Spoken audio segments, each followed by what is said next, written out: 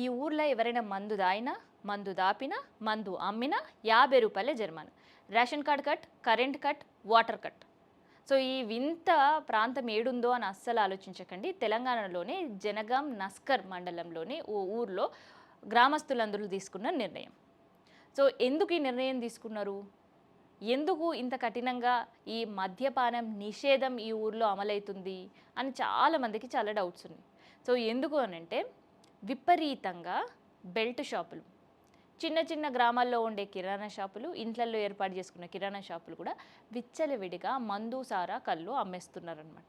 So దానివల్ల ఉదయం లేస్తే 7 నుంచి రాత్రి పడుకోవడం కాదు, మధ్యరాత్రి వరకు తాగి తందనాలాడి ఆరోగ్యాలు పాడు చేసుకుంటున్నారట.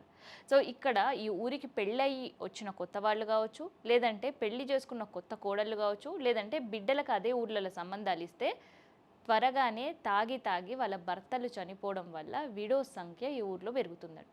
సో అందుకని ఏం చేయాలి అని ఆలోచించి అక్కడ ఉండే మహిళా సంఘాలు ఒక తీర్మానం చేసుకొని సర్పంచ్ పైన ఒత్తిడి పెంచారు. సో సర్పంచ్ పైన ఒత్తిడి పెంచడంతో పాటు గ్రామ సభలు ఏర్పాటు చేశారు, గ్రామ సభ కమిటీలు ఏర్పాటు చేశారు, గ్రామస్తులతో మాట్లాడినరు అండ్ సర్పంచ్తో మాట్లాడినరు. మహిళా సంఘాలు ఏర్పాటై ఈ కఠిన నిర్ణయం తీసుకున్నారు.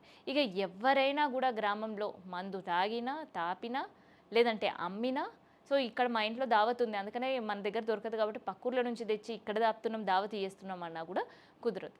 పూర్తిగా ఆ కుటుంబాన్నే కట్ చేసే పరిస్థితి ఒక మాటలు చెప్పాలంటే. సో వాళ్ళ ఇంటికి కరెంటు ఉండదు, రేషను ఉండదు, నీళ్ళు ఉండవు, ఏమీ ఉండవు. సో వాళ్ళతో మాట్లాడడానికి కూడా వీలు లేదు అంటూ కూడా గ్రామస్తులు ఒక నిర్ణయం తీసుకున్నారు.